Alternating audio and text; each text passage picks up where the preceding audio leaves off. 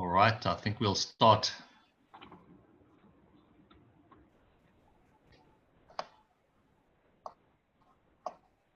Okay, welcome everybody to the 15th Growers and Gardeners and Growers Workshop for 13th of August 2017. Had a bit of a break since June, so I think a few people have forgotten. All right, so to start off with again, just to go through to join the private agricultural teachings, and this apply to get the agricultural teaching, it's free. You just got to go through the normal channels of applying as a private student, and at the gain time you can apply as a private student, 100 euros for the year, and you can gain access to a lot of information from the older workshops. And of course, purchasing the 3 books that Mr. Keshe has written and is published. Okay, today I'm going to do a bit of a recap briefly on the germination of the seeds, and then I'm going to go into a section of the field flows around plants, and then which leads into when and why plants reach their maturity. So we'll start off with a bit of a recap on the germination of the seeds. So when we look at our seed structure and we plant our seed and we put in the ground and we add water. So the water that we are adding activates the seed, because the seed, as we know, is dried GANS. And so this GANS inside the seed needs time to become dynamic. So that's the time from when we're watering the seed to when we first start seeing some action coming from the seed itself.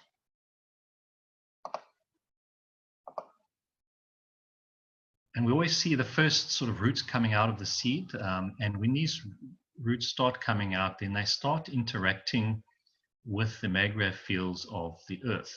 And so these little roots can almost say act as antennae, and so they can start gathering that energy from the earth, and so they can start gaining additional energies that they will need. At the same time, then the seed, the GANS within the seed becomes more dynamic, because when we're adding water, we're adding energy to the dried GANS. And when the seed then gathers more energy from the earth, it starts releasing these fields upwards. And the seed then begins to release a specific field strength that is unique to each and every seed variety. These fields that come outwards, so from a lettuce to a carrot, all have certain field strength within that seed, different field strengths. And as it releases more and more fields, these fields become concentrated in a form, and we see that tangibility of those fields as the tiny little stem of that plant.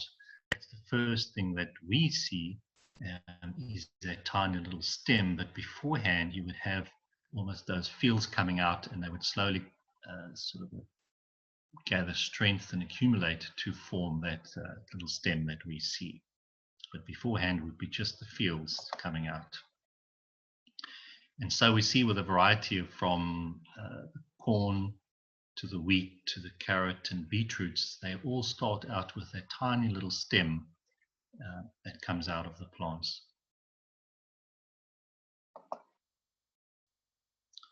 And then we also get the different varieties, because when we look at the wheat stem, it's a single stem. Beetroots eventually ends up with a multiple stem coming from the beetroot itself. And then when we have trees that are growing also essentially from a seed, they turn out into a single heavy, strong stem. So it's that energy that we see coming from the seed develops into the different types of plants that we see. And we see it differently depending on the plant type. So essentially the seed releases its energy in a very specific form, in a specific condition that allows us to see that particular plant. You see from corn to tree, there's all the varieties in between. So the seed becomes the point of conversion of one energy to another. So it's the seed which sends out the roots, and it starts gathering the energy from the earth. And we have the flow of that energy coming from the earth into the seed and then out through the top. And so it's that seed in between is essentially that conversion point of the energy, the earth's energies, and coming out. And because each seed has a specific mag-rev field strength of its combination of GaNs within it, this is what makes the different types of plants that we see today. So that was just a bit of a recap on, I think it was the two or three workshops ago. So if there's any questions on that one before we continue on.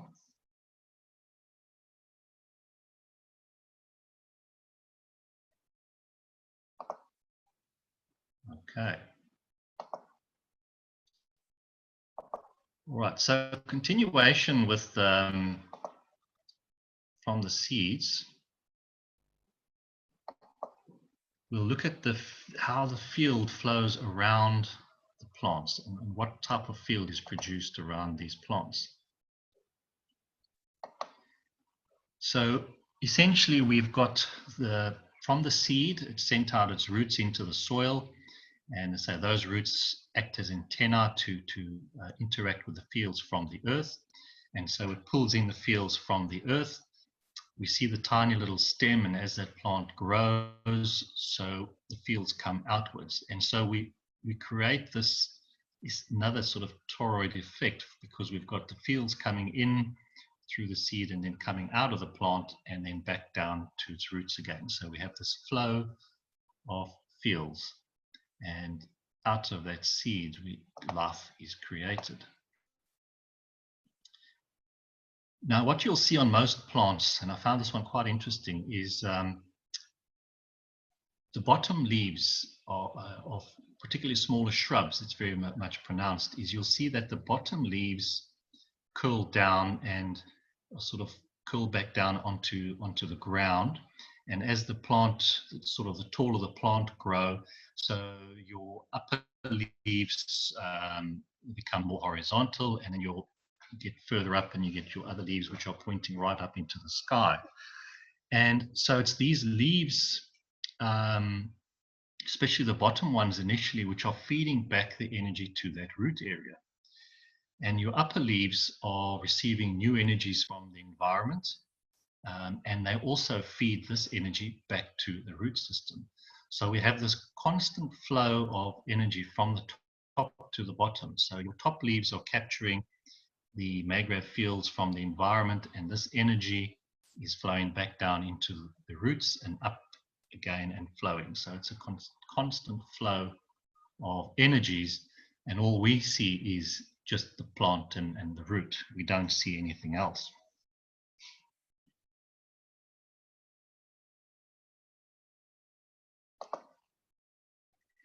And it's exactly the same as the earth. And as we know, everything is a plasma, and everything from the biggest to the smallest behaves in the same way.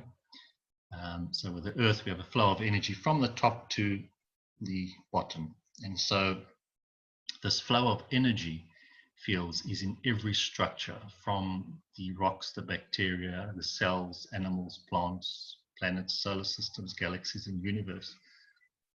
All have this flow of energy. And even then down to our, which we've shown the previous time, our fruits. When you look at the shape of the apple, the peach, pineapple, the pumpkin there, and the beetroot, it's all constant flow, this flow of energy.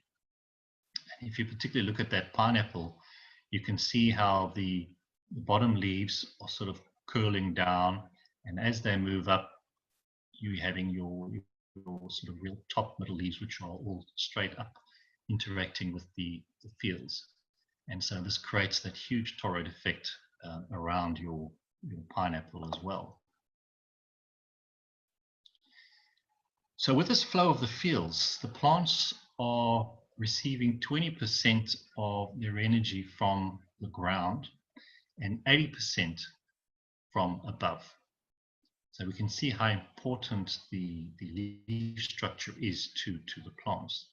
And so the leaves are interacting with the fields from the environment and feeding this energy back into itself constantly. So that explains why we can sometimes prune shrubs and plants back, but if we do prune too much, we start stunting that plant, because if we cut too much away, there's nothing left for that plant to interact with, and we are sort of disturbing that flow of energy back to the root system. And that's how sort of from severe pruning, some plants will survive, but others just won't, because we've essentially broken that flow of energy back to its root system.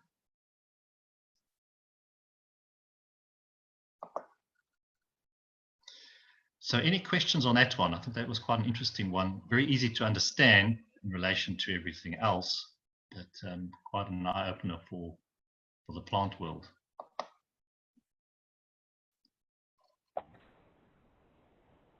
Any questions on that one? That was a key point you brought up, Jim, with the pruning there.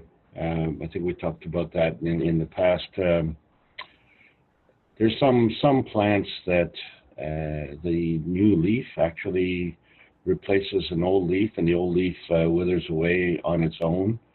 And yes. then there are other plants, which I'm thinking like celery in particular, that if it's lost its moisture, and if it's it needs an enormous amount of moisture to survive. When it loses its moisture, it like completely falls flat down on the ground, and you water it, and then within a matter of minutes, the leaves pop back right up again. And so I find that an extreme between, say, the celery, which pops right back up, and then you look at let's say peace lily or something like that, and once the leaf deteriorates, that kind of has to be cut back. I wonder how it makes that decision. I don't know. Look, each plant is different. What I've come to realize is when we look at the human beings, we all, whether we come from China, whether we come from India or South America, we're all essentially the same. But when you look at the plant world, there is such a huge variety in the plant world, and every plant is so different. So they are far more diverse than the human being, and so this is why we do get all this extreme differences. Yeah, more diverse and more adaptive. Yeah. I was looking at one of the most extreme forms. Are you familiar with lichen? Lichen? Is that is that what forms on the rock? It's kind of like that. It grows in the Arctic. Okay. And basically it's two plants, and one is a parasite and one is a host. And interestingly enough, the parasitic portion of the lichen, although it consumes the host, it's smart enough not to overconsume, because its survival depends on the host. So okay. And I'm wondering what the host is thinking. Well, I mean, I look on my lettuces. If I had to, we chop right back down to the sort of the real bottom of the stem, but we still leave that probably like 1 or 2 centimeters of cut off leaves left. It will regrow, but you do that to some other plants and it's finished. Right. Each one is very, very different. Well, I'm wondering if when you do that to the lettuce, if there's a whole lot of hate going on. I try not to think about it. Oh, I've been thinking about that, and just, I guess, well, we've been doing a lot of berry picking, and, you know, my question is the plant happy that I'm taking the berries, or is it saying, hey, what are you doing, buddy? Yeah, I was just speaking with Lee the other day, and I said to her, I think very soon we'll be getting to this point where I don't know whether I'll be able to continue farming, you know, because you know what you're doing to these creatures. So it becomes Because quite it hard. becomes a very emotional experience, doesn't it? Yes, yes, it is. So.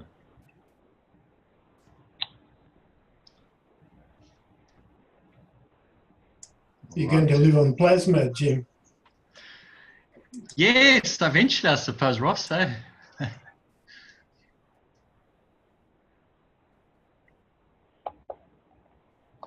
All right, I'll continue.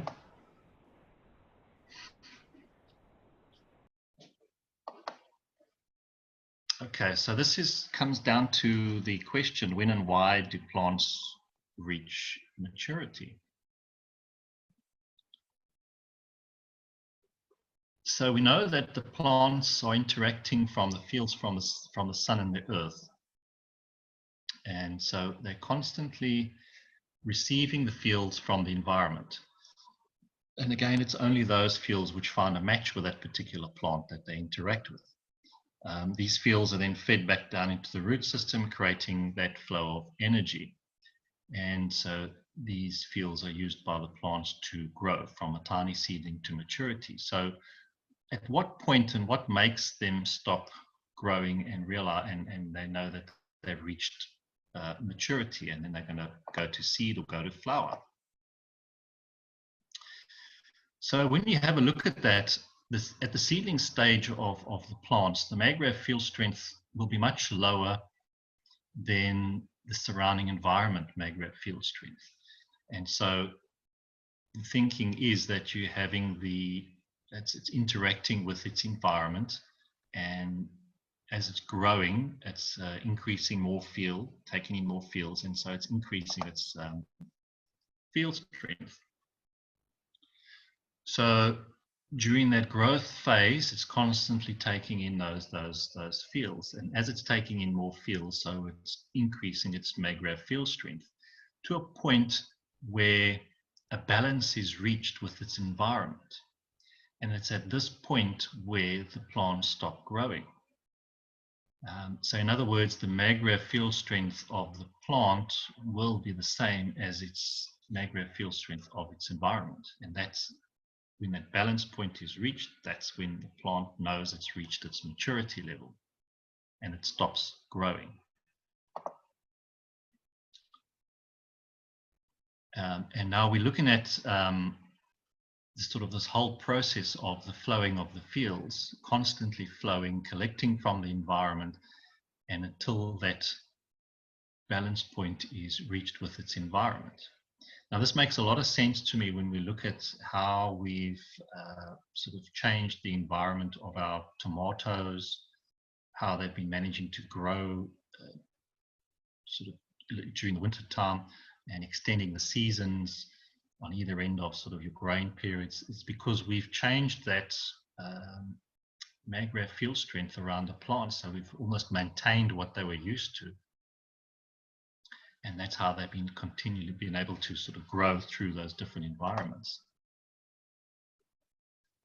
And then it comes down to the question of time scales now as well, because we know when we're growing lettuce and our carrots and our small sort of veggies, they have a small lifespan. So they will go from 8 to 12 weeks, and then they've reached their balance point, their maturity. Yet when you look at trees, they can go on for hundreds of years and grow very huge. And, you know, when do they reach their balance point, if at all, with some trees?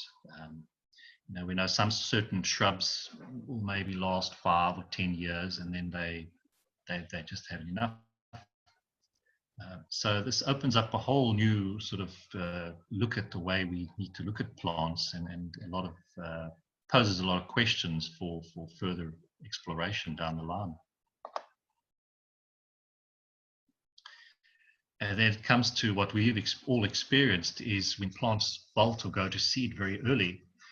And I can only explain when we've been growing certain plants that like, it's a bit delayed. Oh, there we go. Like we'll grow a lot of Asian vegetables during the winter time. Now these like the winter period, they like the cooler, cold period, and they sort of grow much slower than normal, and they're quite happy during this period. So if we look at it from a plasma point of view, during the winter time, the magma field strength of its environment is low, and we experience this as cooler temperatures and less sunlight. And they like these conditions and able to grow and interact with these fields of this particular strength. So for them to reach a balance point, it takes quite a while to pick up these fields and grow during winter, and then they reach their balance point. But we've all experienced, coming out of winter time, all of a sudden we'll have this huge heat wave where all of a sudden it gets very hot, and within a few days you start seeing some of your plants that are just sort of all of a sudden go to start bolting and going to seed. And that's, my thinking is, it's just a case of, because they all of a sudden they're receiving huge amounts of energies because of the change, they reach their balance point very quickly, and then bang, all of a sudden we're now starting to, the plants are wanting to bolt and go to seed and go to flower. So this sort of explains a lot of the changes that we see across seasons, and explains why plants go through this period of change. And it's the same thing for when we look at the ripening of fruit and vegetables. It's when do fruit ripen? At what stage are they ripe? At what stage are they still growing? And it's the same explanation for the fruits and vegetables. Is each individual fruit itself, if we look at this apple, it's interacting with the magma fields from its environment. So when this fruit starts forming, its strength is lower than the environment, magma field strength. And as the fruit grows, it's also absorbing fields, and then it will reach its balance point with its environment. And at this point, that's when your fruit or vegetable is ripe and ready to be picked. Beyond that, it starts degrading. So in other words, maturity means that a balance point is reached between its fields and its environment's fields. So at a young stage, we're having a lower magma field strength, so it means we have that absorption of fields from the environment. And this we can equate to baby plants and animals and humans as well. When we reach maturity, the field strength comes into balance with the outside. Shrubs grows to a certain size. If we try and equate that to us humans, we get to young adulthood. And this poses up a whole new question from a human point of view, is when do we reach our peak maturity balance point? And then the other question that came to me is, then why are we slowly degrading over time as we age? Is it more an emotional thing, or is it, what is triggering us to sort of degrade over time, or what we call as age? And in annual plants, this triggering, when it reaches a balance point, it then triggers something in the change in the plant. And so that's when the plant wants to go to bolts, goes to seed, because it wants to ensure that to ensure the offspring can survive again. So it will go to seed to make sure that they're on this new life again. And I say, it comes back to those Alex beads that were made many years ago, and it's the interacting of the fields. So it's the fields coming in, fields coming out. It's the storage tank, you can call it a seed. And even now we begin to understand with our reactors that we're all starting to play with and spin, or even your ping pong balls that you're spinning, is that reactor itself is that conversion point of energy. So it's interacting what's coming in, what's coming out. So we have to learn to what we need to put into our reactors is what we're going to create coming out. And I think this is a very good understanding for our reactors, and we have to learn, because if we're able to create an exact copy of say, for example, a carrot seed, we know that's a mixture of dried ganses in there. If we had to create that mixture in our reactors or something like that, could we create a carrot from the fields itself? Because all we're doing is replicating that exact magma field strength of the carrot seed. And I think that's how, as Mr. Keshe many times explained, when you're in deep space, you can create a carrot if you want to, or a beetroot, is because if we know that field, particular magma field strength of that seed, we can create the plant from that.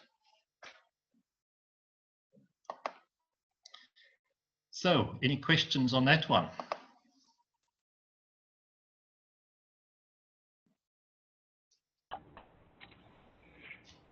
Yeah, Jim, that brings up the whole topic. You know, in outer space, we don't want to eat. So like, I'm just trying to come to grips with the notion that, you know, this technology is excellent for growing the plants, but it is possible for us to exist without having to eat the plants. And knowing that, and I think that's a new knowledge, and I've seen it work.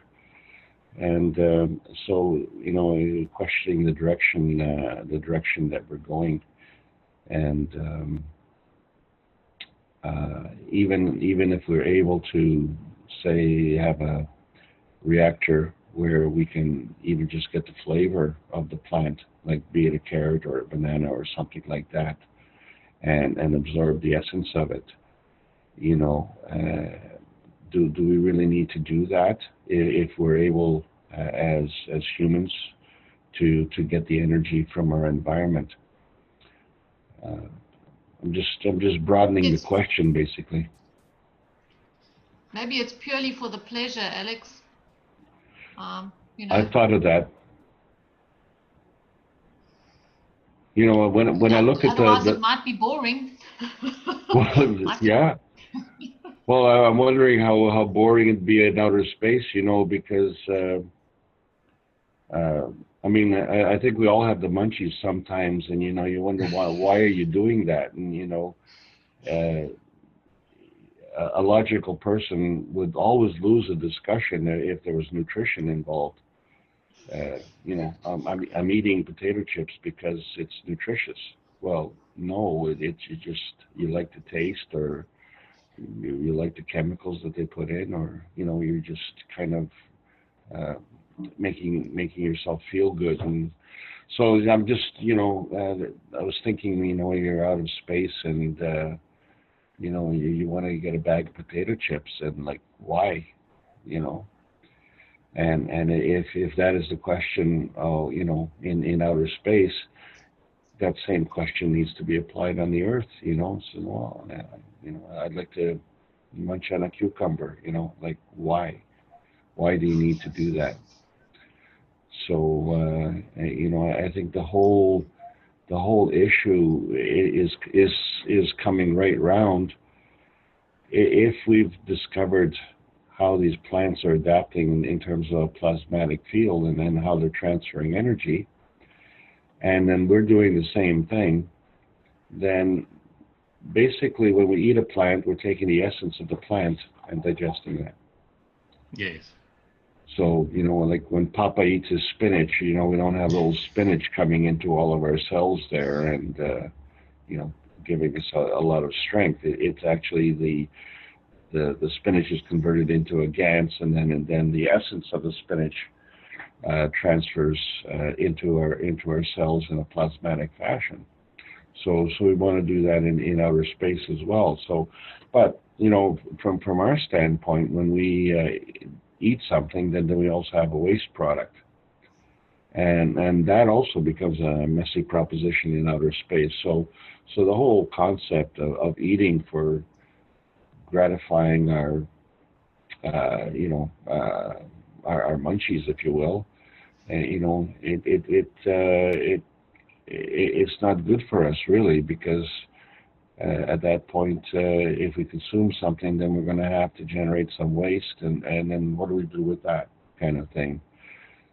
So I think we're going to have to broaden the picture somehow, and then figure out that as we digest the food and extract the energy from the food, we are creating a waste, and then we have to remember that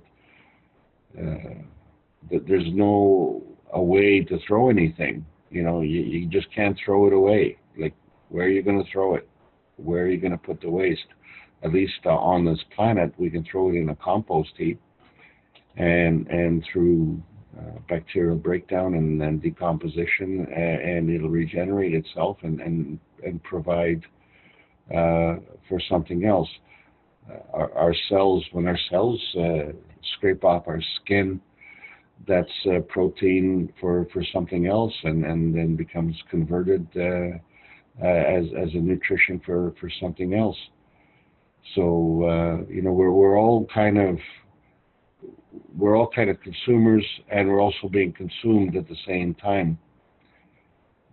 So you know, when we start to look at the world feeding problem, we can approach it in two ways. We can grow the food as fast as we can, and we see the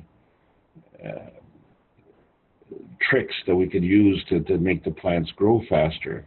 And I think, you know, when we look at it from a plasmatic standpoint, you know, we can do that. Do you mind if I just continue on a little bit? No. In Calgary, the advanced growing operation was able to grow 4 times the yield of normal, and as a result, they got infiltrated. And Calgary's in the prairies in Canada, anyway, and he was unmercifully prosecuted, not prosecuted, persecuted, but the interesting aspect of it was that, you know, instead of being welcomed, oh my God, here's someone who can produce more and you know, alleviate the food shortage problem. He was infiltrated, and then he had staff in there sabotaging everything, and people wouldn't and couldn't believe that he could actually do it, and then he documented the fact that he could actually produce more.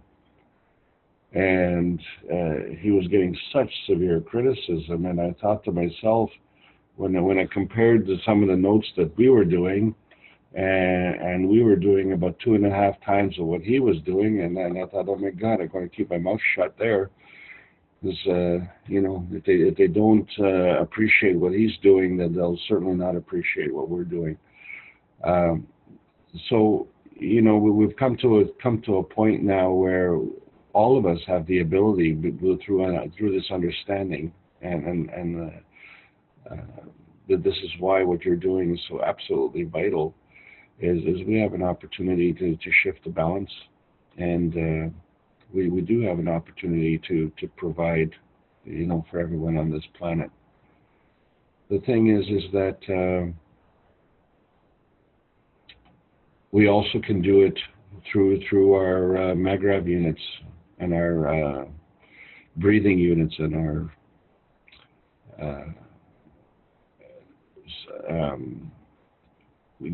GANS and plasma production. So, and many of us have dabbled with. They're just not eating or eating less. And so, you know, that's one of the experiments that I've been going through. I've had a reactor going. Did you get my email? I think so, Alex. Yes, we did. It was a while back already. Just earlier on this morning. Oh no, I haven't looked. I haven't looked today. Well, I set up a reactor, and basically it was to produce water, a plasma water. And one of the things that I noticed is that the more I had a basic reactor anyway, and so what I was doing was I was producing 500 milliliter bottles of water, where I was converting it into a plasma water. And I started a bottle at a time, and then I started to put in 24 packs of bottles. So that's 24 500 milliliter bottles in a pack. And then I started to put multiple packs together, and I got up, once I went from 2 to 5 and put it in the reactor, I really got a bolt of energy. It kind of threw me back, and I've had 4 energy healers come around, and they felt the plasma water. It's actually that they felt it as far as 30 feet away from the reactor, which mimics the reaction that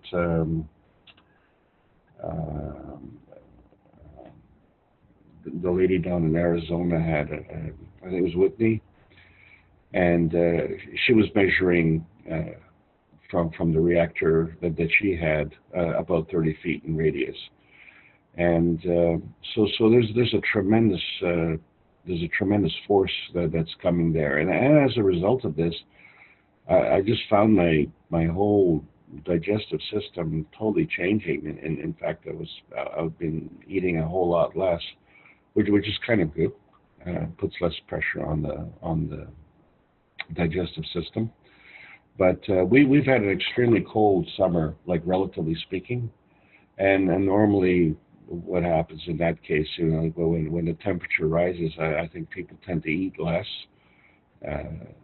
I mean, they'll eat when they're hungry, but they don't eat like they do in winter when they have to store up energy like that. So, and I'm just finding the opposite reaction. So, I think the whole subject is interesting in which direction we're going and how to do this, because part of me wants to really push ahead with setting up greenhouses and getting a larger yield, larger crop yields, and converting that to a form of commerce. And the other part of me says, like, what's the point? You know, what we need to do is to investigate, you know, how we can co-op with the environment more and more. The subject is extremely sensitive, as we can see, because every time there is a advanced gardening operation going somewhere around the world, it gets sabotaged very, very quickly. So the world really hasn't seen much in the way of advanced agriculture. We really don't know what advanced agriculture is, you know, and if we were to increase our yield by, say a factor of 10, you know, it would just turn the whole agriculture industry on its head. So I think we have to start looking at what exactly it is that we are doing and what we want to do and how best to do something. So one of the parameters, for instance, I think you're growing lettuce in what, about 4 to 8 weeks? Yeah, well, it's the lettuce from time of, you know, from the little seedling that we put into our system, then it's about 4 to 5 weeks from that time. But overall, you're still looking at sort of your 8-9 weeks, depending on the weather, from seed till. Right. So if you were to go into some country where they're having a drought or war or famine, some kind of famine causing reaction there, 8 weeks is you know, is too long for the average person to survive. So it's a short. Sorry? I say eventually we'll, the way I see with the agriculture is we'll eventually learn that we can, sorry, I'm just going to go through some slides to get to where we were. We'll be able to grow plants within a very short period of time, higher yields. But it's at the end of the day, I think it's going to be more just for show and tell, because ultimately we are not going to be eating the food anymore.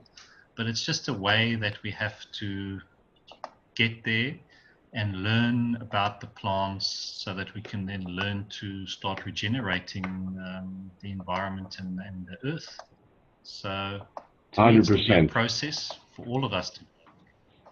100%. That's exactly the point that I'm alluding to, Jim. That's excellent. Yeah.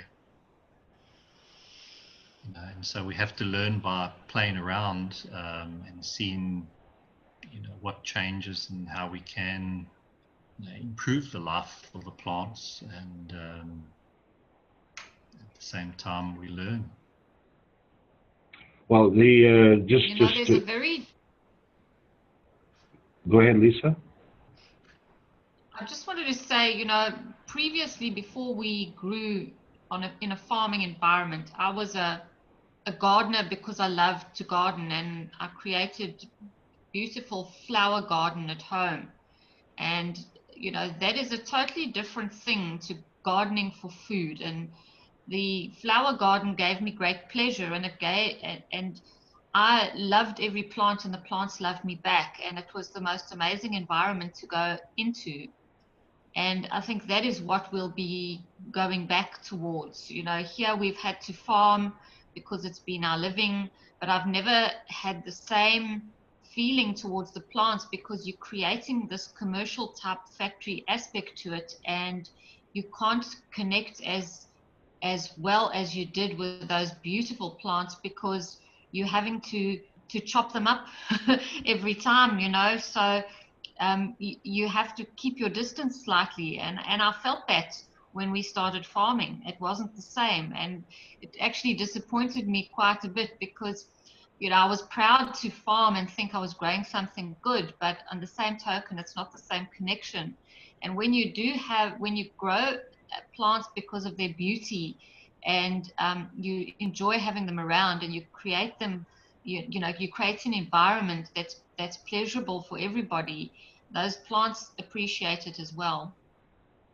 Yeah, that's a big point, because one of the things I learned about the flowers is that that is their indication that they're ready to go to seed. And generally speaking, flowers flower when they start to get dehydrated. So they're saying, oh, time is up. I have to do something to attract bees or insects to procreate. So the actual abundance of flowers that are coming up is an onset of the downturn on the growing cycle. But definitely, if you're harvesting plants, the flowers themselves have got to feel that. They have got to know, so, hey, wait a second, I really appreciate you trying to, make me grow nice and strong, but look what you're doing to my friend. So, and then the same thing happens, and I noticed it very much this year. I'm not a fan of lawnmowers. I'm really sorry about that. And it's, we had a discussion, do we mow the lawn or do we not mow the lawn? So we came to a compromise. We mowed certain centers when we didn't mow other areas. And I just found that the other areas there were all sorts of little flowers coming up, all sorts of little plants coming up that, they didn't need my cultivation. They came up on their own. And they were kind of singing as they were coming up, and then you could see the insects as they were going from flower to flower, and they were kind of happy. And so I seen the one section where we didn't mow, and I just kind of had the feeling, and it's my own personal feeling. I just had a feeling that this was a happy place, and the other place where we were mowing, that was kind of a place where there's a lot of destruction. So you know, and I've tried this. I tried this before on another property, and unfortunately, my neighbors weren't too happy with the fact that I wasn't cutting the grass. I mean, they really weren't happy. But I got to tell you, if I could have got to the point where I let it go one season, the lawn was fabulous. I had small animals, and I had insects and everything, and it was a beautiful little ecosystem, and it just didn't need me around. You know, I didn't have to do anything, and actually, I ended up with an argument with the lawnskeeper, and he fired me. He fired me. He says, "I'm not working." "I'm not working for you." It was like, gee whiz. Well, the argument was he gets his money when he cuts the grass, and he was cutting the grass on an extremely hot day. And I thought, well, geez, you know, you cut the grass and you're eliminating the cover, and then the grass is going to dry up, and then I have to water the grass, and I had a limited amount in my well, and you know, you're not manicuring the grass, you're killing the lawn, you know. So yeah, he fired me, and then of course after that my neighbors complained that my property was unkempt. So you know, I just couldn't win, and then eventually I had all sorts of inspectors coming around and say, "Oh, you got to do this, you got to do that," and then we call that civilization. And you couldn't quite explain your reasoning why. Well, you know, there's just a little funny story about that. I had one inspector. We had a problem with the West Nile virus here, and we still have the problem with that, you know, to this day. And I had an inspector come, and someone had complained that I had a lot of standing water around, and which I did because I had a lot of water plants. And fortunately for me, she had an affectation for water plants, real soft spot for that. So I just loaded her up with water plants, and she said that she was going to send me the fine later, and she never did. I guess she kind of forgot. So I was thankful, because she was going to throw these chemicals all over the place on the property. And you know, it's not a question. This is what they do, and we're seeing that everywhere. And you know, going right into the chemtrails, you know, and no one's discussing this, and I mean, we are discussing it, but you know, there's no activity about it. So it just goes back to the thing. We don't, the planet doesn't need us. We need the planet, you know, basically to survive over here. And the plants are really, really adaptive, and they can do really, really well.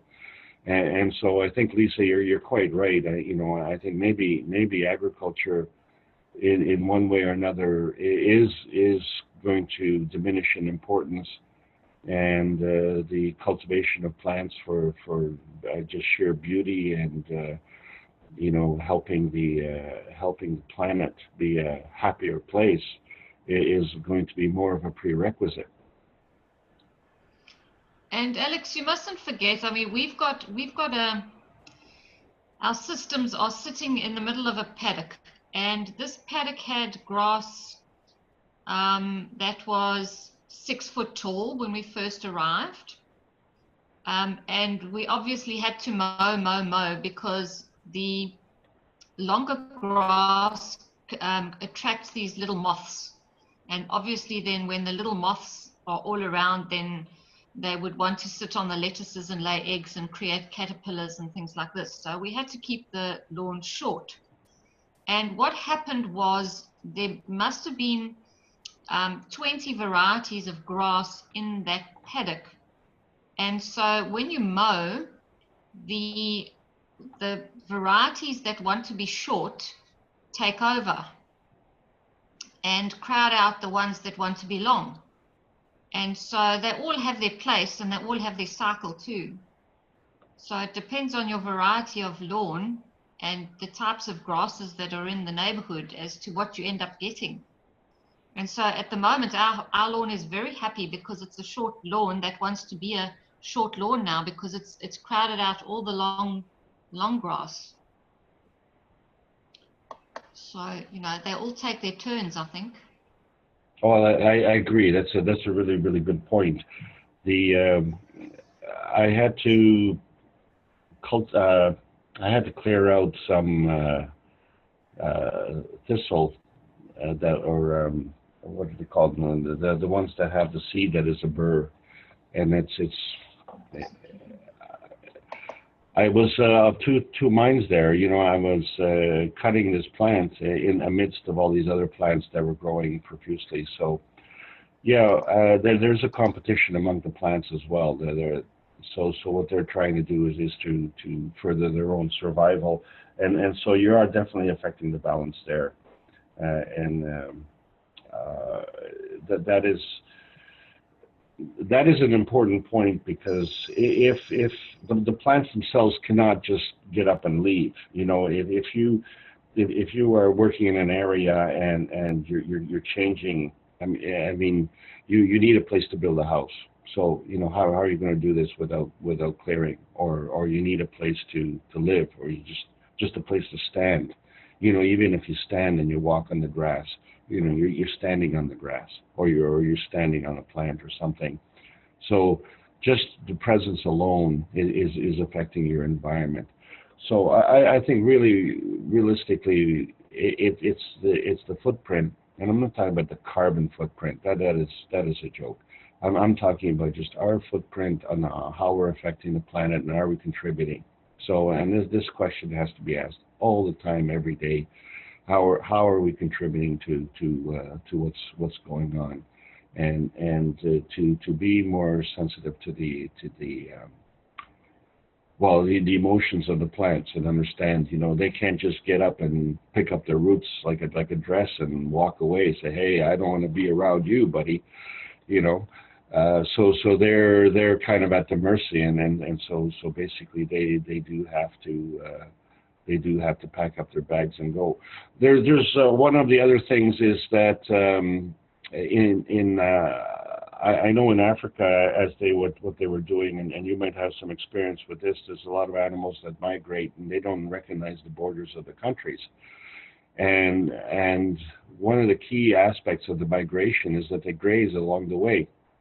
And so this is a very valuable thing that they're doing, you know, and they're doing this on their own. You know, this isn't a malicious thing that they're doing. They just need to feed, but they're going on their own. And what I found was that the plants themselves are creating a defense mechanism, and so what they do is they actually secrete a tannin within their structure, so that when the animals eat that, they find the flavor to be unappealing. And so they move on, and this is one of the reasons they migrate. And so what they found when they start to build up the fences and everything, and I believe that the problem was with the wildebeest, and I've never seen one, but they apparently were contained in an area, and all of a sudden they were all dying, and they were contained in the area, and there was plenty of plant life. But what had happened was, when they did the autopsies on them, they found that they couldn't digest the food, because the tannin was actually killing all the enzymes in their stomach, and their digestive enzymes in their stomach, so they couldn't digest the food, and so they're actually dying of malnutrition. And this was the defense mechanism of the plants. So I've kind of tried this when I was doing some berry picking, and so I just pick a few berries from one plant and move on. You know, and so I just found myself saying, every time I pick the berries, I'd say, okay, well, thank you very much for your berries, and I won't bother the rest of your berries, and I'll move on to the next plant, and then hopefully I move fast enough so that the next plant doesn't secrete their defense mechanism, so I have sweeter berries. And yeah, tell them you'll poop out the seed in the compost. yeah, exactly, yeah. So anyway, that's kind of my thought for today. All right, thanks, Ben Alex. Anybody else?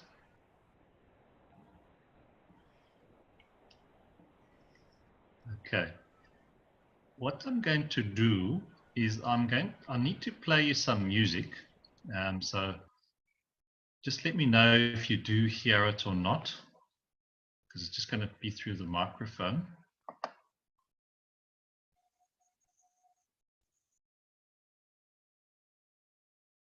Did you hear that?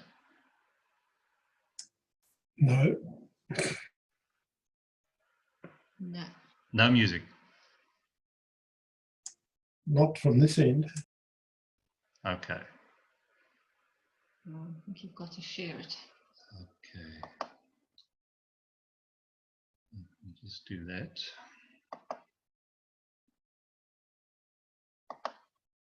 You have to reshare.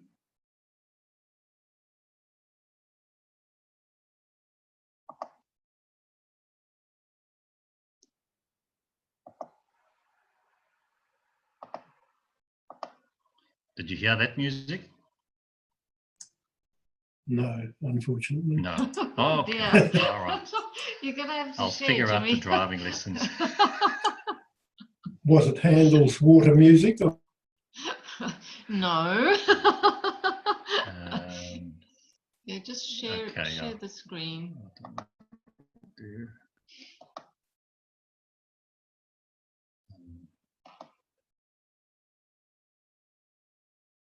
I don't see anything there.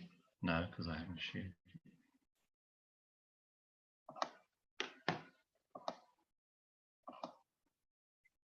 Okay.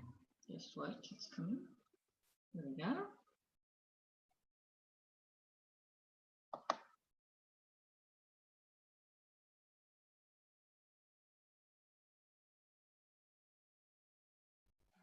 Now, do you hear that music?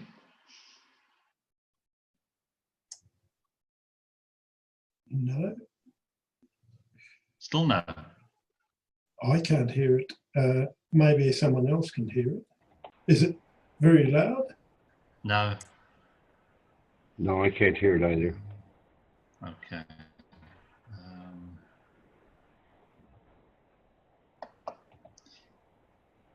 Yeah, let me see.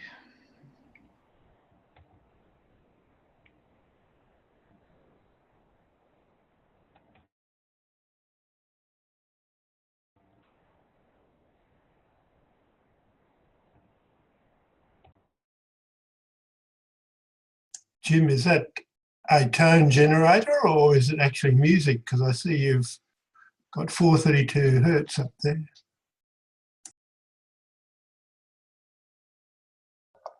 It's the music, and I'm just trying to get it to play through my computer here. There is a sound setting that allows to raise the sensitivity by 20 dB. Try to find that in the sound setting. Sorry for interrupting. No, no, that's fine, Eric. Is that in the Zoom? Yeah, but in the computer's own sound settings, there probably Okay. is this 20 dB check mark that you can use. All right, let me see. I'll try.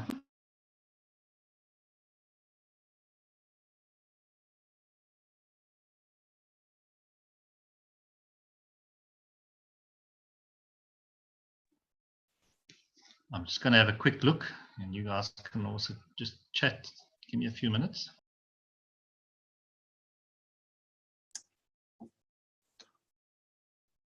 I just want to comment on the fact that you mentioned something about space, plants in space earlier on. And I'm not sure whether you're aware that the astronauts, when they first went into space, they were in a different environment and probably a different field strength. And when they returned back to Earth, they were completely disoriented, and it had a psychological effects on them as well. So they had to, on future missions, they had to create a full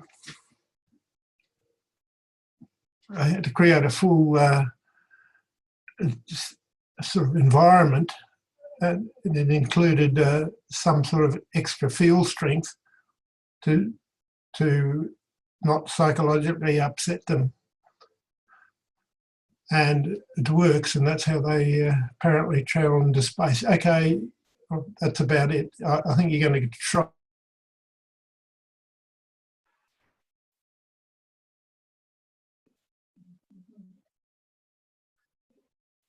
Right. We'll see if Lisa can work. That's it. Yes, can hear it. Can you hear? Faintly, yes.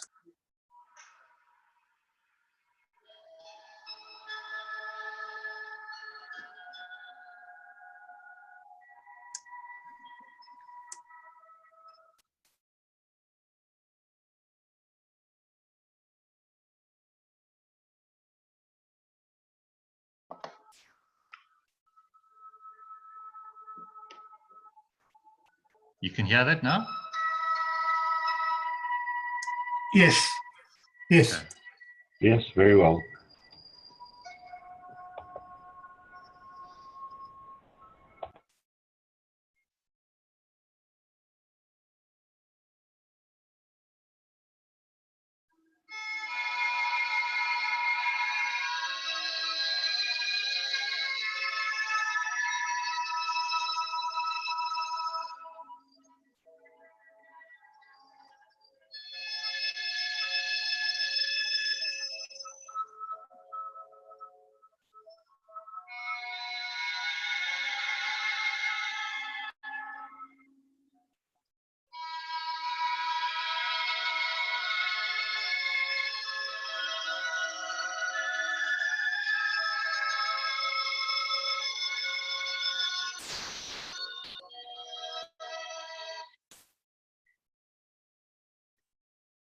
So you all heard that then? Good. Yes. That was the plant singing. I thought it Can you might be. believe? Hey? Actually thought it might be. I must tell you, we were in Sydney 2 weekends ago, and I met this chap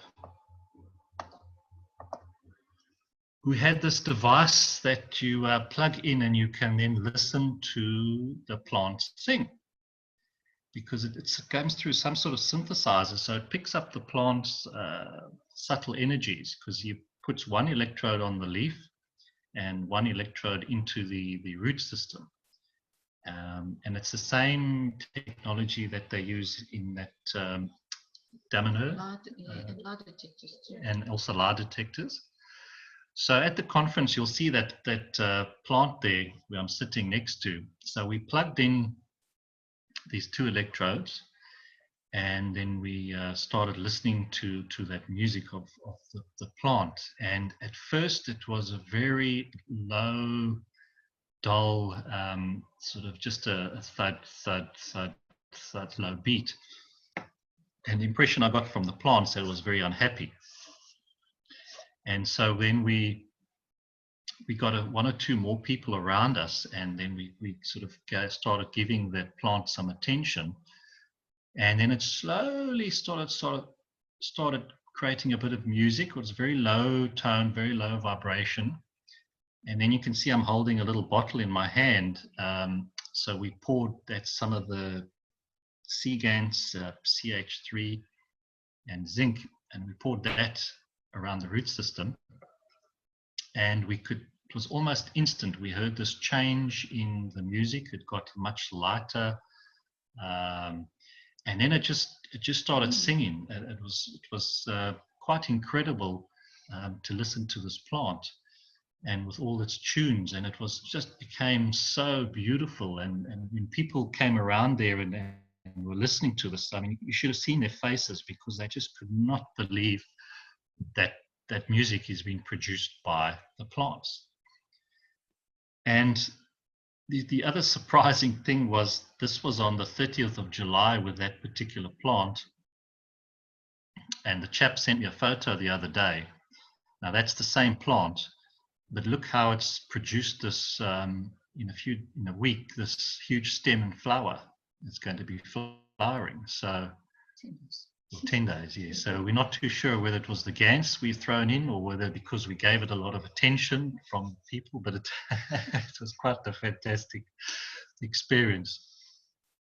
So I've arranged for the chap, his name's Roman Light, So he'll be coming on in 2 weeks' time, and because he's based in Sydney, so we're going to organise to do a bit of a live. Hopefully, he'll do a live workshop for us where he'll be connecting his plants and getting them to sing for us.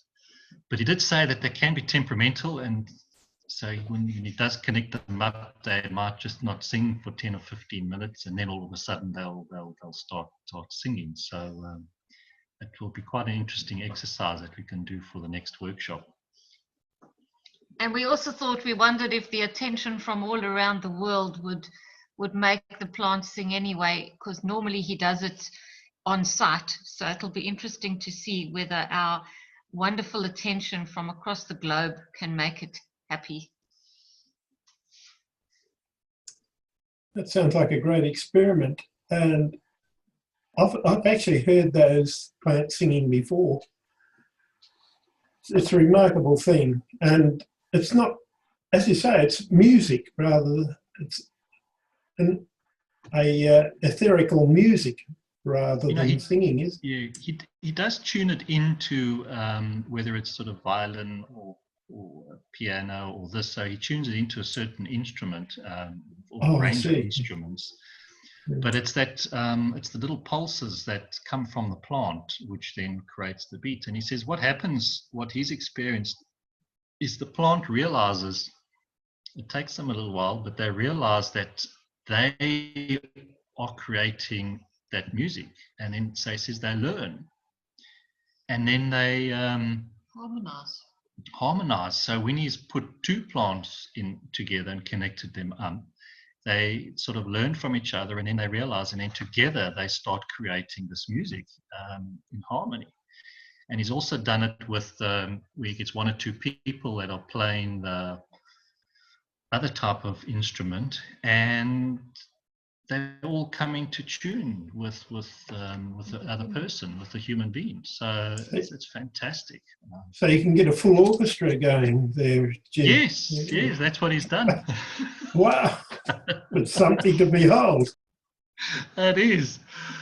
And that music is, I don't know if it came across on the speaker or not, but it was quite incredible music. It was so moving to listen to that music. It's really is something different. It sounds like it's more ethereal or spiritual than an actual tune, which is okay with me. Well, yeah. It's certainly a lot better than the music that is produced today by so-called artists. So-called, yes. Yes. All right, so that's what we'll organise for 2 weeks' time. So I think that's going to be quite a nice, exciting one to have the plants live performing for us. I wonder, they say plants respond to music. I've actually tried it myself, but especially, say, Handel, they really respond. I'm just wondering whether they'd harmonise with the music, probably. If it's a symphony, then... Yeah. I mean, we've got to understand music itself is a magnetic field. And that's what they are interacting with. So they just have to learn and get into tune, and away they go.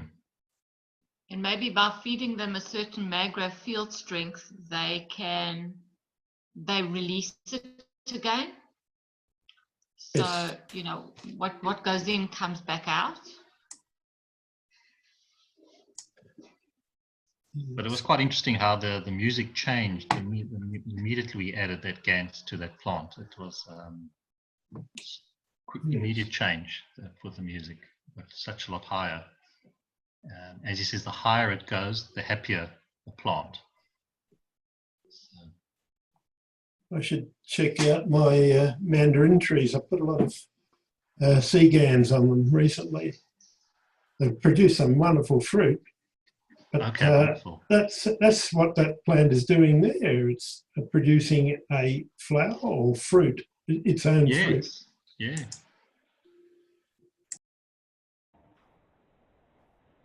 This is brilliant, Jim. We really have to learn how to communicate with the plants, and there is a way to do it, and I think you found it. I think through the music, because what struck me when I was listening to this, I said it was so profound, it really affected me, was if you can connect this up to pot plants, and when you look at single people, lonely people, people that sort of maybe depressed and sort of living alone, if they have a couple of pot plants in their house and you have this sort of device connected up, how they can feel that interaction between themselves and the plant through the music, through the feedback that they're getting from the plants through the music. That's going to be the communication that can help a lot of people, because I say it was so profound for me. And you think, just that interaction between something else can solve a lot of loneliness. Even in older age homes or all that sort of places, it would be fantastic to put this everywhere. And just for people to understand that they're actually sentient, I think this is a wonderful way to show people that there is sentience there in the plant world, that they're not just things sitting there. They can interact with us.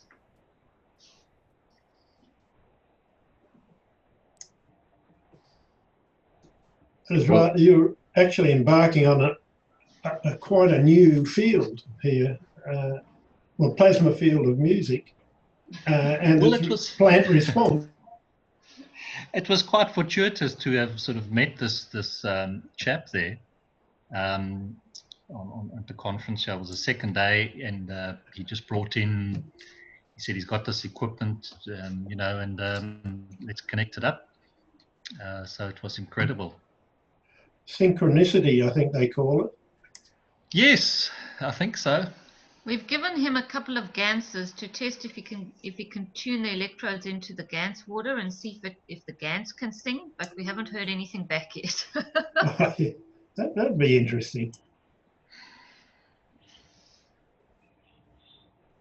Because apparently it can sort of read changes of fields of many things, so he can tune it into, what did he say? Can tune it into literally your skin as well. Hey, you can tune it into a human body. So we were wondering if we could tune it into a gans.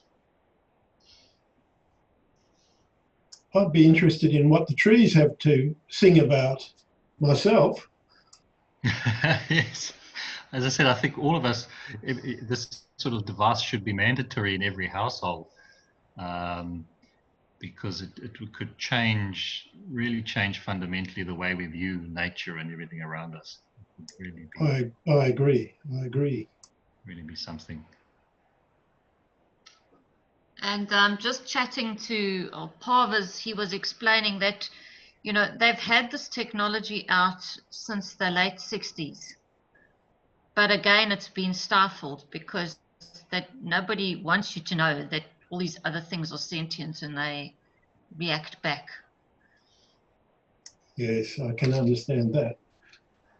It's the powers that be do not like this sort of technology, and it's shown with the Keshe technology too. They try to give it a hard time and eradicate it if possible. But they're not going to be successful. No, this sort of technology, it opens up too many questions for people.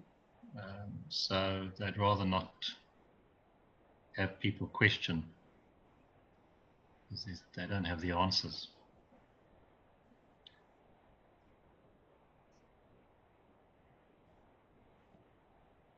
All right, are there any other questions?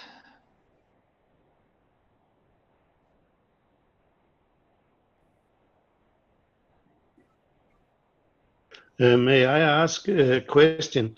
Yes, Erik from Denmark. I visited some friends yesterday, and they have bees.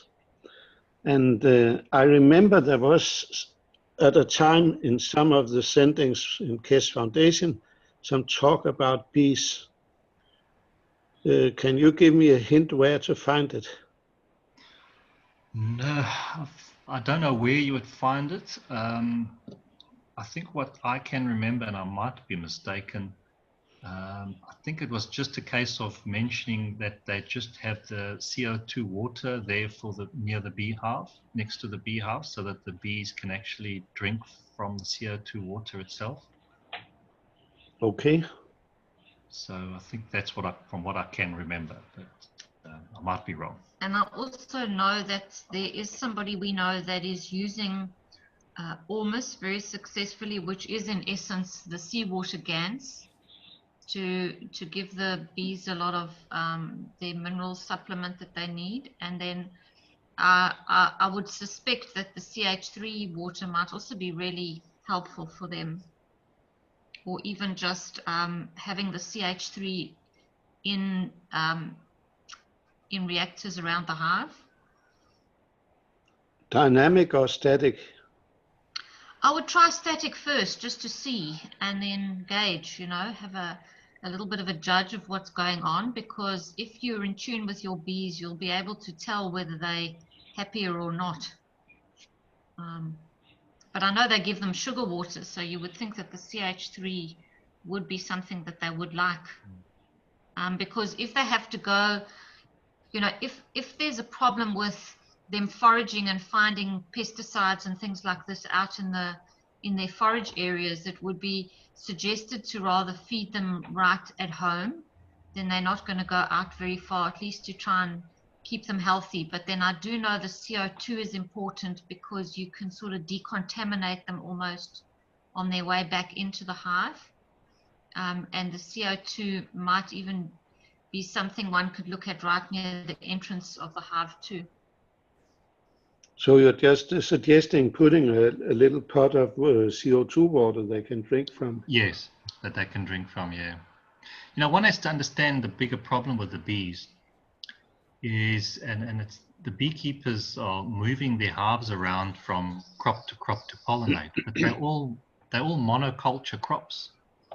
So the bees are only getting one source of pollen from one crop. And as we know, we can't live off one source of food. So that's the problem with modern day beekeeping.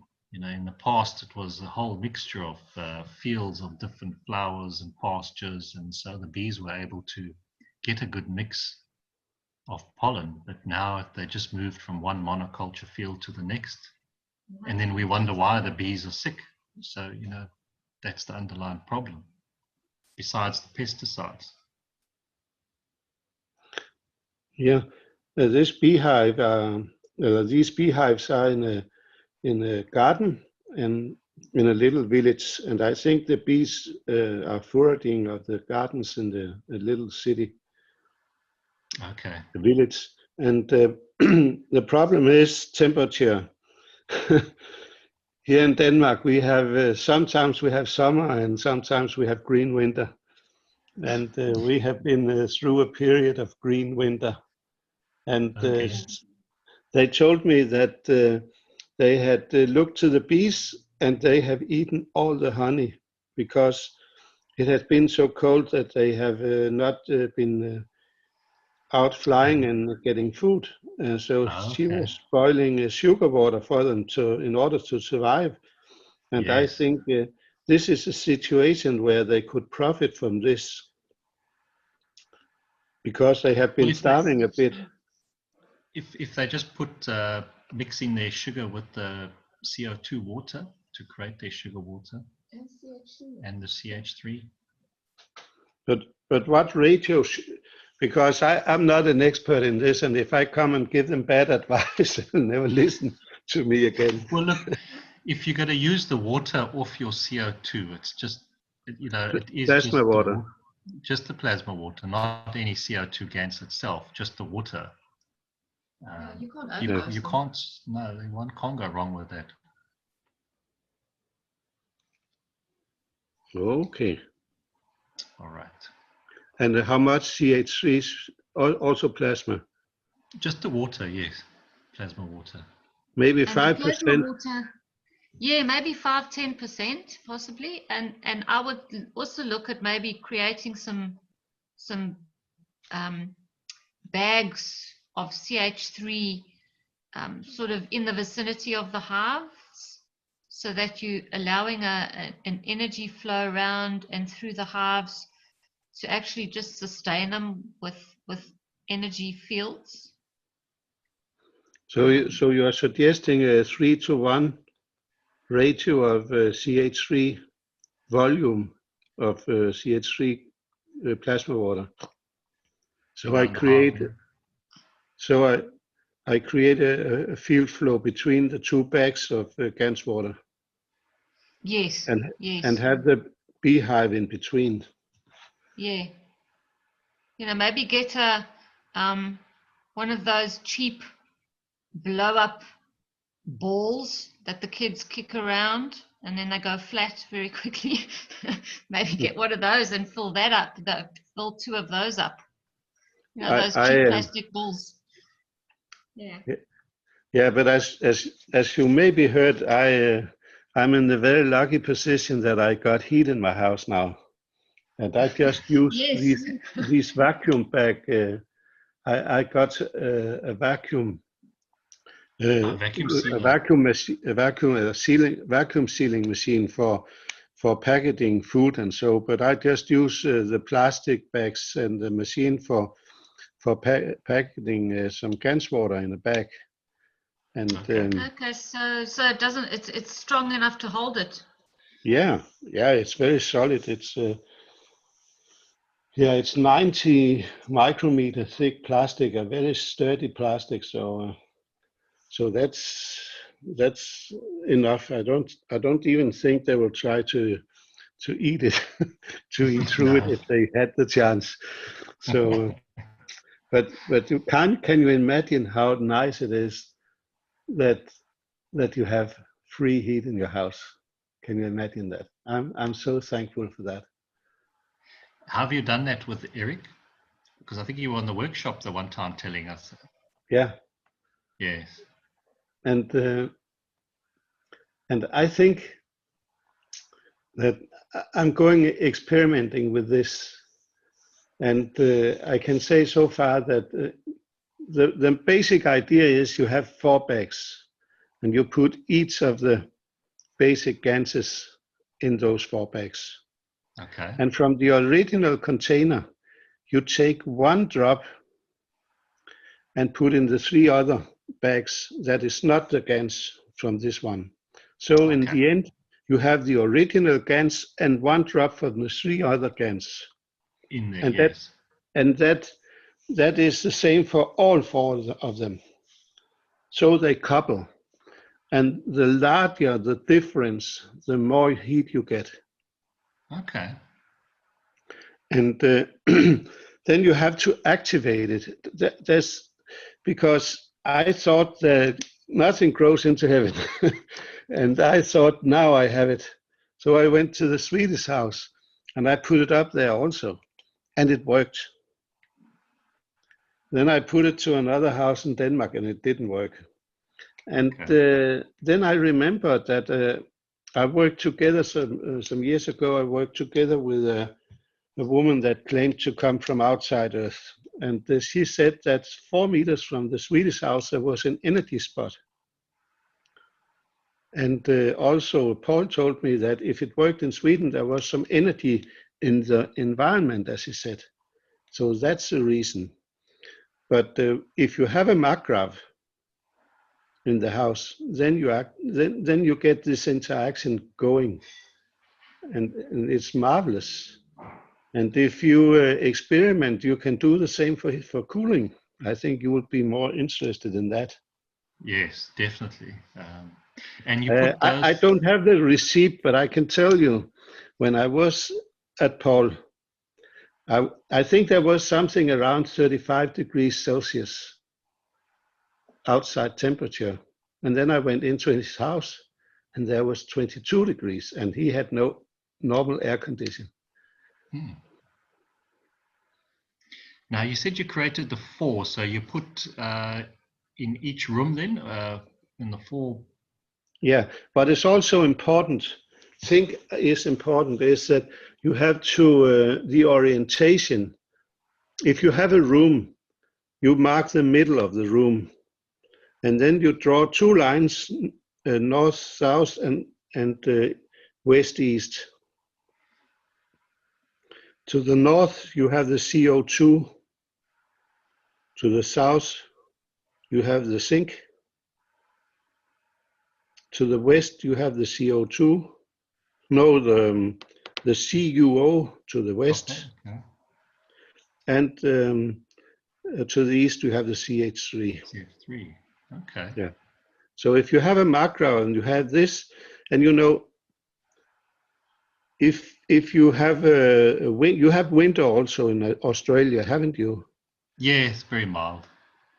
Yeah, and if it affects the amount of crops you can grow, maybe you should consider putting this up in the, if you have a greenhouse. I don't know if you have that.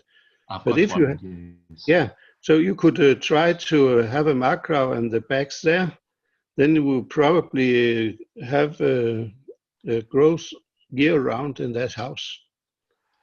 I'll give it a try, yeah. That's a good idea. Thanks, Eric. Because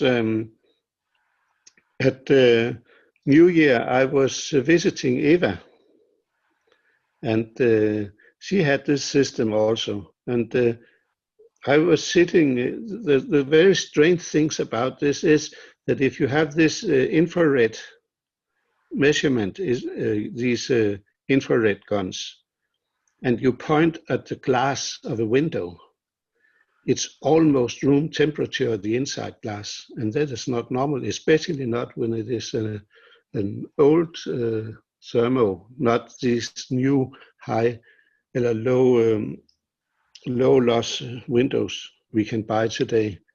And there was no draft from the window, even though it was minus 18 degrees Celsius outside. I could sit right next to the window without feeling cold from draft. And when there was 7 degrees Celsius, she minus. One day she recognized that her door to the balcony had been open for 4 days, just a little bit, and she hadn't noticed it. So it tells something about the property of this plasma heating. So I just think, I just mention it because maybe it could be of benefit for you if you have some cold period with not so much crop yield. So that could be used also. Maybe it could even, maybe you could even use it outdoors. That's maybe, what I was thinking. Yeah, maybe it just heats the plants and no matter what the air temperature is. You also, I don't know if you saw that Eva did another thing, because Eva does a lot of things. She tries and experiments a lot and observes a lot. She had taken an onion, and that was in the period with minus 7 degrees Celsius. And she cooked some food, and she used an onion, and she cut off the top, gave it some Gans water, and put it outside on the balcony. And it grew 20 centimeter long sprouts in minus 7 degrees Celsius. Incredible. So just a little feedback to you. You use so much time in improving this, and if somebody has done some very beneficial, you should know it also. Yes. Thank you. No, I'll try it. Thanks, Eric, and I'm sure a couple of us will also try it. And thank you. Yeah, you're welcome. And thank you for the tips for the bees. Yes, and give us some feedback as well. So yes, I will. I think they do need the CH3 component, especially if it's cold, because their metabolisms are high and they need the sugars to keep warm. So. Yeah. Okay. So when they prepare the sugar water, they use 10% CH3 plasma and 90% CO2 for the sugar water. Yes. And in addition, we take a 3-to-1 bags with just CH3 I would try that, yes. around the beehive. Yeah. Okay. Thank you very much. Thanks for that, Eric. Valuable You're welcome. information there.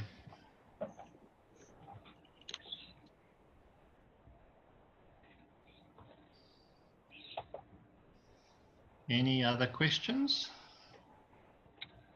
Hello, I'd like to ask a question of you and Lisa, please. Yeah. One of the statistics you mentioned when you were doing the GANs in the hydroponic system was that you had about 21,000 liters overall in the system you measured out. Is that correct? Yeah, it's around 24,000 liters of water. And how many GANs reactors did you put in there to elevate the energy in the water? In the beginning, it was just the one bottle. That was my very first test there. And that was enough to do the whole thing? Yeah. So during the Blueprint for Peace, I have a pond that's about 150 feet by 50 feet. And, I guess I should say 50 meters by 20 meters. Anyway, it's fairly large. So I have been adding the plasma water to the pond and praying for peace simultaneously as I was adding the plasma water. And I definitely did notice a change in the texture of the water. People have alluded to that in the past. It gets like a silky feel. It just, there are difficult words in English language to explain how different it looks and how different it feels. But, and then I would also take a bath in the water. And, I found that my skin was kind of glowing. And, I mean, not glowing like a light bulb, but, kind of just, it was vibrant and active. And I was only adding like 500 milliliters a day. And I've been doing this for about a month. And I try and keep it up. Yeah. And it's just truly wonderful to see the change in the water, and the whole area has been kind of peaceful and serene, which I really need that. But Nice. What I was wondering is how does that energy dissipate? That's one question, and the rate of activation and dissipation is a second question. So are you keeping up your hydroponic system with the GANS water in there in preparation for the new season? What we've done is we've put a whole lot of bottles in all our systems now, since that time. So it's the GANS itself in a bottle, which we put into the water. And we did add quite a few bottles at that time, but I think for the last year or so, we haven't added any more bottles to it. It's just been maintained there. What we do add as well is the sea GANs, which is the minerals, and that I add directly to the water, not in the bottle. So in the bottles, you have the GANS, the actual GANS material, In the bottles, I have the CO2 and the CO2 zinc and CH3, which I have in the bottles, and that's in the water. And is it fluid? Yeah, Inside the bottle, I mean, is it liquid? Yes. Well, I put the actual GANs, so we've probably got maybe 10 mils at the bottom of the bottle with actual GANs, and then I fill the rest of that bottle with water so that the bottle's full, and then I put that bottle in our system. Okay, perfect. So now, have you noticed any evaporation of the plasma water? Out of the bottle? Yeah. No, No, they're submerged and they're because dark. they're underwater, you see. I have put plasma bottles in the air, and I've started to notice. I fill them with a cork, and I don't, or stop them with a cork. I don't know if the corks are. It's your cork. Hey, It's your cork that's allowing them to breathe. I see. Okay, well, I'm not too worried because I'm using glass bottles, so I tend to believe right now that the plasmatic field is remaining inside the bottles. Mm. So anyway, this has been something that I've just come across because I've been producing these bottles for about three months. So now they're starting to evaporate, and some bottles have completely evaporated. And one of the tests, what I'm doing with these bottles actually is I'm putting them at the end of the beds. I take a small bottle and I put it at the head, and I take a larger bottle and I put it at the feet. And Okay, yes. I have been providing this for people to get off their Valium and their sleeping pills and to get a good night's rest. And the results have been phenomenal. So now I'm starting to get a question as to what's happening to the water that's inside and how that's affecting everything. So at this point in time, I tend to believe that the plasma water is being replaced by a plasmatic field. So we're just going to have to wait and see if that is the way it's going. I haven't noticed any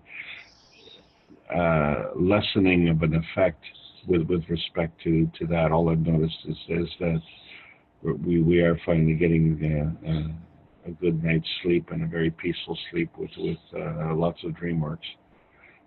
So that's very interesting, Alex. Yeah. And it's important because I've given some ganses to a lady with Parkinson's, and the reports coming back at the moment are after about a month. She's much more able to walk without dragging her feet, and she's able to get 6 hours sleep a night, which was unheard of before. So this is allowing her to start healing by sleeping, because if you can't sleep, your body can never rest to start healing. No, for sure. And the thing is, it's to like Eric was saying, to get a gradient in there. And so in my opinion, what I've done is I put the larger bottles at the feet and the smaller bottles at the head to create a flow back to the head, assuming that within the body that the energy goes from the head to the extremities. So to finish the infinity loop, so to speak. It has proven to be extremely effective. I'm just wondering if Eric is going to find the plasma water evaporating from his bags as well. I don't know. I think your answer with the corks is probably the right answer, but I have heard that other people have noticed that the actual plasma water is being replaced by a plasmatic field over time. So there are changes in the system over a period of time. So I'm just in the point of observation at this point. Yeah, I've noticed as well with my spinning reactors that I had around the system, the growing area, is they've also lost all their water in that outer ball. And there was nothing that I could see that that leaked or anything like that. But the effect is still there. Well, I've switched them off and I'm going to reload them into a different combination. And not just because the combination wasn't right in the first place, we discovered anyway. I've got to play around, you know, so You've ruined the experiment. I've ruined it. We were gravitating the stuff, you know, we had like the C minerals and the CO2 and everything in the center, and the CH3 on the outside, but apparently that's not the way to go. You've got to go CH3 on the inside, and then the stuff you want to radiate, you've got to put on the outside wall. So we had it backwards. Right, yeah. That's if you're using a single reactor though, right? No, double. Double, yeah. No, but what I mean is like a single, yeah, a double, but like a single mag-grab instead of using 2 mag-grabs. No, we had 3 going. Yeah, 3 balls. Oh, 3 balls going. Around, Yeah. around the Okay, system. as in a star formation. Yeah. Okay, so that would be one complete star formation. Oh, No. you haven't done it with 2 star formations. No, that was just three reactors. I mean, they were all quite wide apart. But it's a case of just playing around. You know, that's what we're going to be doing. Is, you know, we'll load up certain configuration and try them out and see if there's anything, and, you know, try again with a different combination. That's the only way we can learn. Well, yeah, and I think you're going to find with multiple units that you're going to find different results again. So, oh, this is very exciting. I can't wait for the next workshop. Yeah, we'll try and see as well. I'm wanting to. We built our first health unit before we went to Sydney, and we took our health unit to Sydney, and then that one has subsequently gone to another lady. So we're busy building another one, but that is our tube unit. I don't know if I ever showed you. I'll share with you our tube unit. Let me see. Stop share. Okay, I must just yeah, you must stop share. Okay. And then I want to share a photo in the gallery. I'll just quickly pop that on. That is our tube unit. There we go. Can you see our sexy tube unit?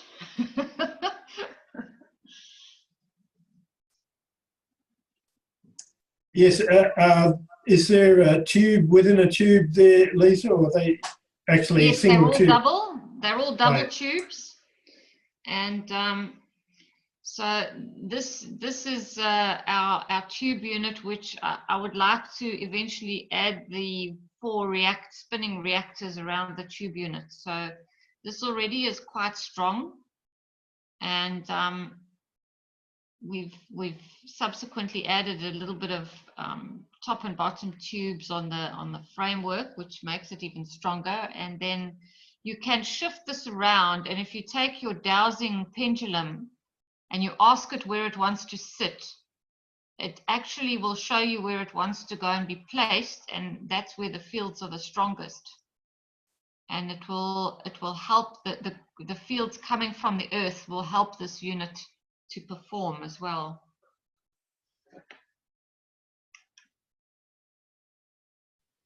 I have a tip for you in case you haven't done this already, and that is whenever you employ different gases in reactors, you need to do exactly the same as I did with the GANS bags here for the heat. You need a strong field and a weak field. So Yes. Yeah. and you do this if you have 3 reactors, you do exactly the same, that you have a little bit in the other reactors. So one reactor can couple to the others. Yes. It's not enough that you have different plasmas in the other balls, so you have a CH3 and a CO2. That is no good. You have to have a drop of CH3 in one of them and a drop of CH2 in the other one, so you get a potential difference. And the same goes for all your tubes here, in order to get the NCM. Just okay, but you got it. If you noticed 2 weeks ago, Mr. Keshe said that that Jon and Arizona didn't get it. So I didn't think it was self-evident yet when one of the key Well, you workers know, had got it. that's one of the keys that we just discussed in this workshop. In a sense, one has to understand that one of the main laws of plasma is the stronger feeds the weaker, and Yes. you have but they have to be sort of matching. They can't be totally different. If they're totally different, there's no match and nothing happens. So you have to create a stronger and a weaker, and they create a flow. That's, you know, just how the plants work as well. Yeah, okay. I wasn't attending the first part of the workshop, so I'm sorry for just repeating. No, but it's important that people actually understand that that's a principle for everything. Yes, because you don't get any field flow if you just have different gases. Even if you have two different types of CH3, you made one CH3 and you make another CH3. You cannot assume that they couple. They would be the same. No, they would be different. Yeah. It's all these little these little tricks that are so important, but so fundamental. Yeah, and another thing you mentioned that you have the ball and then the water disappeared. Yes. But the field doesn't disappear. You actually need, if you really want to do it in a proper way, you have to order more balls, because now the ball you used is impregnated by the fields of I know. So when you put it, you get a mix. You don't get because you can make false conclusions, right? Yes, if you have a mixture, you put in a bowl and it disappears. Oh, now I try something new. But you don't try what you think. You try the mix of the old one and the new one you put in. Yeah. Mr. Chen will be very happy because we'll always be ordering more and more. Or you can buy a 3D printer and make the balls yourself. Can I ask Eric a question, please? How far apart do you place the bags of the ganses, Eric, in the room? I place it at the walls. At the walls? Yeah. And actually, there's one tip more that I haven't practiced so much, mostly because I haven't done nano coating yet. If you have plates at the wall, and these plates are nano coated, then even a small plate, in my understanding, a small plate extends a field along the wall. And then you put the GANs back inside of this field from the copper nano-coated copper plate. Yeah. And that copper plate, the field from the copper plate should act as a reflector of the heat, in my understanding. And I have to do some experimenting with that, especially when it gets colder. It will be interesting to see what happens. And if you can, I will tell something about nano coating tomorrow evening that is not known by KESH Foundation members. So that could be interesting for you to follow that also, because you can make different kinds of qualities of nano coating. Yeah. Right. Tomorrow evening, you mentioned, Eric. Yeah, and that is, of course, as I live in Denmark, it's I think is it 8 o'clock CEST. Which workshop, Eric? This is the public testimonials. Oh, okay. Yeah, hi, Danny. That's great that you're mentioning it. I was going to ask you guys if you would like to share some of your experiences tomorrow. That's Monday, 13th of August, and we meet at 6 p.m. Universal Time, UST. That is 8 p.m. Central European Summer Time, CEST. And I think that should be Australian time, 9 a.m. if I'm correct. No, probably 2 in the morning. Oh. I'll check my time, buddy. I was So hoping someone as is sleepy. But you can always download it afterwards Yes. and, Okay. and keep your sleep. Let me see. I'll tell you now. I send you, Yes, we Lisa, got it. I Thanks, send Rudy. you a Zoom mail. Okay, so you say is it 8 o'clock Rome time? Yeah, that's 4 a.m. for us. That's an early morning, huh? Yes. We'll try and make it one morning to do a testimonial for you, Danny. We should probably pre-record it. Yeah, probably. Yeah, and then you can play it. But anyway, whoever is interested, you're more than welcome. And the Zoom ID is 704-914-437. Thank you. Lovely. Thank you. Thank you, Danny. So did I answer your question about the bags? Yeah. Yes, you did. Thank you. I'm going to experiment here. But remember, you need a Magrov, because it's this woman I worked with some years ago, claiming to be from outside. She could see magnetic fields and radio waves and everything right through you, and she could see these energy spots. And I was very lucky because this house has an energy spot 4 meters from the house. And where she lived, she had to go several kilometers into the wood to find such a spot. And I think that's the reason I got the heat in the Swedish house. This is the energy spot. And if you don't have such an energy spot, you need a Magrov. Yeah, I understand, yeah. Or extraordinary skills so you can make the fields yourself with your soul. Soon. But I think it requires some training. Yeah. It'll be So soon. thank you. Thanks, Eric. No other questions? All right. We'll call it a day. Thanks, everybody, for attending. And the next workshop will be on the 27th of August, and hopefully we'll have our plants that will actually sing for us. So thank you.